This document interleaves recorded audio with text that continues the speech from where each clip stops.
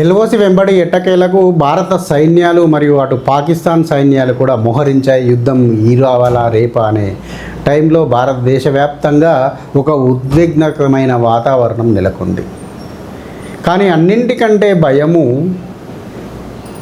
భారతదేశంలో గత 75 సంవత్సరాలుగా గడిచిన రాజకీయాల మూలంగా ఏర్పడిన మినీ పాకిస్తాన్ల మాట ఏమిటి? మొన్న చూసాం, మినీ బెంగాల్లో చూసాం. ముజఫరాబాద్లో హిందువులను దొరికినట్టు కొట్టుకుంటూ ఆఖరికి వస్తే అందులో 3 చంపివేశారు. ఇలాంటి సంఘటనలు భారతదేశ వ్యాప్తంగా కోకొల్లలు రోజు జరుగుతూనే ఉంటాయి. చాలా వరకు అవి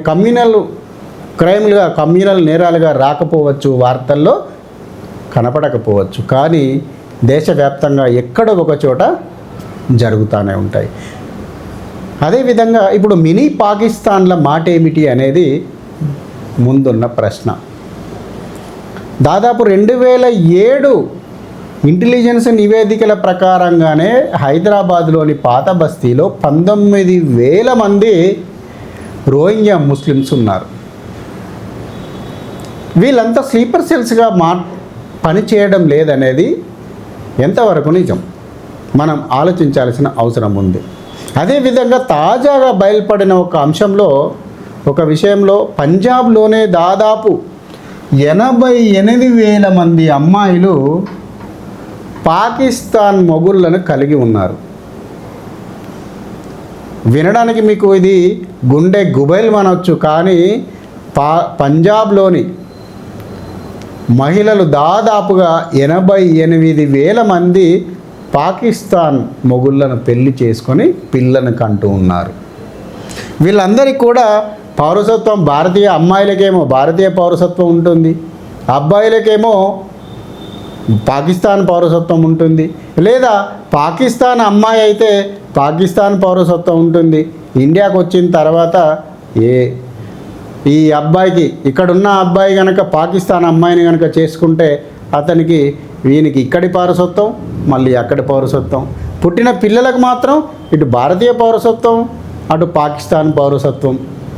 భారతదేశంలో ఉదారంగా లభించే రేషను, ఉచిత కరెంటు, ఉచిత బియ్యము, ఉచిత వసతి, ఉచిత ప్రభుత్వం ద్వారా ఎన్ని కార్యక్రమాలు ఉన్నాయో అన్ని సౌలభ్యాలు ప్రభుత్వం ద్వారా తీసుకుంటూనే ఉంటారు.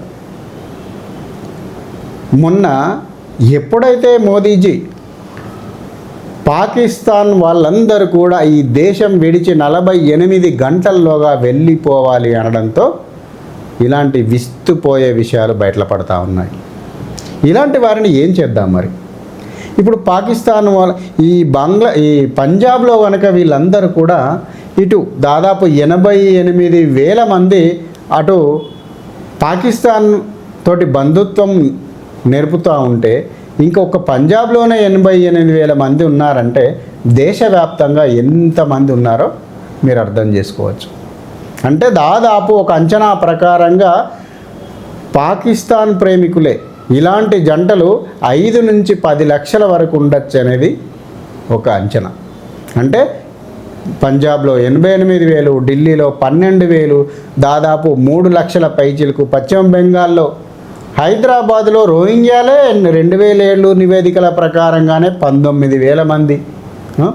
ఇలా చూస్తూ పోతుంటే దాదాపు 5 నుంచి 10 లక్షల మంది పాకిస్తానీయులు ఇలాంటి సంబంధాల మూలంగా, అంటే అక్కడ అమ్మాయిని ఇక్కడ పెళ్లి చేసుకోవడం, ఇక్కడ అబ్బాయిని అక్కడ అమ్మాయి పెళ్లి చేసుకోవడం, ఇవి ఎలాంటి వార్తలకు రాకుండా గుట్టు చప్పుడు కాకుండా వ్యవహారాన్ని నడపడం.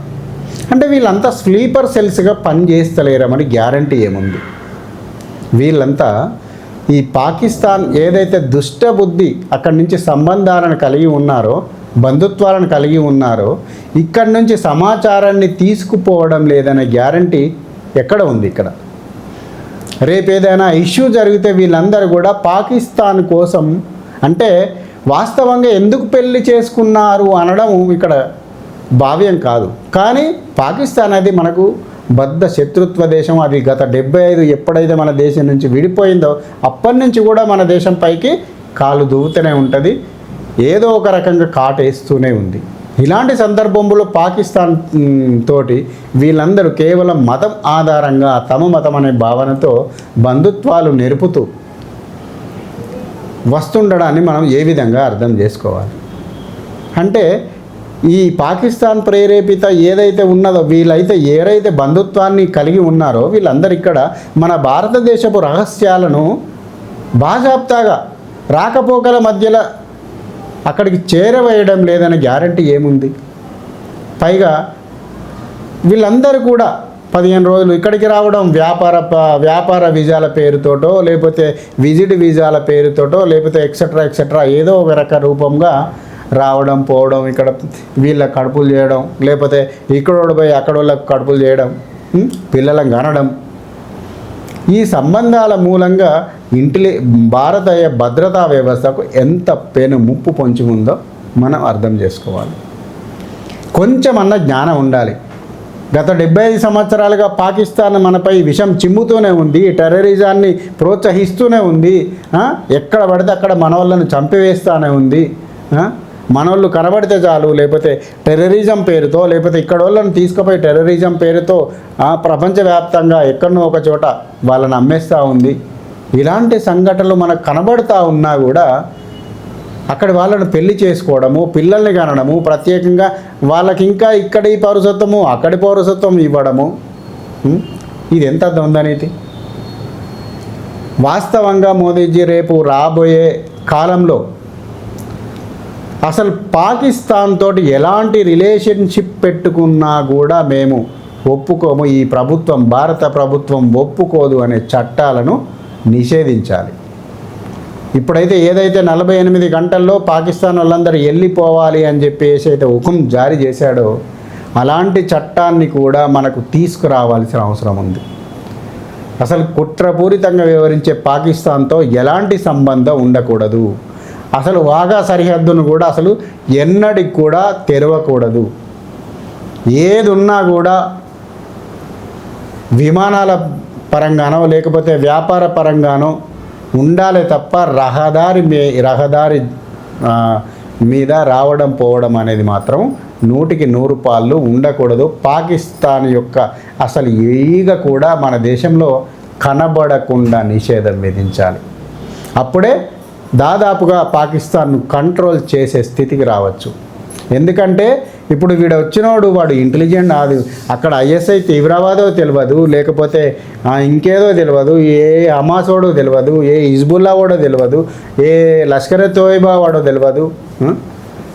రావడము, ఇక్కడ అమ్మాయిలకు పెళ్లి చేసుకోవడము, వీళ్ళ కడుపులు చేయడము, పిల్లల్ని కనడము, వెళ్ళిపోవడము, 4 డబ్బులు పడేయడము, వీళ్ళు అంతర్గతంగా సీక్రెట్గా వీళ్ళు ఆ విషయాన్ని కూడా భారత ప్రభుత్వానికి కానీ స్థానిక పోలీస్ వ్యవస్థకు కానీ తెలియకుండా ఇలాంటి పనులు చేయడం, ఇది చాలా సీరియస్గా తీసుకోవాల్సిన అవసరం. పూర్తి స్థాయిలో సంబంధాలను నిషేధించాల్సిన అవసరం, పూర్తి స్థాయిలో చట్టాలు దీనికి అనుగుణంగా తీసుకురావాల్సిన అవసరం కూడా రాబోయే రోజుల్లో ఉంది అనేది జనం గొంతు వాదన.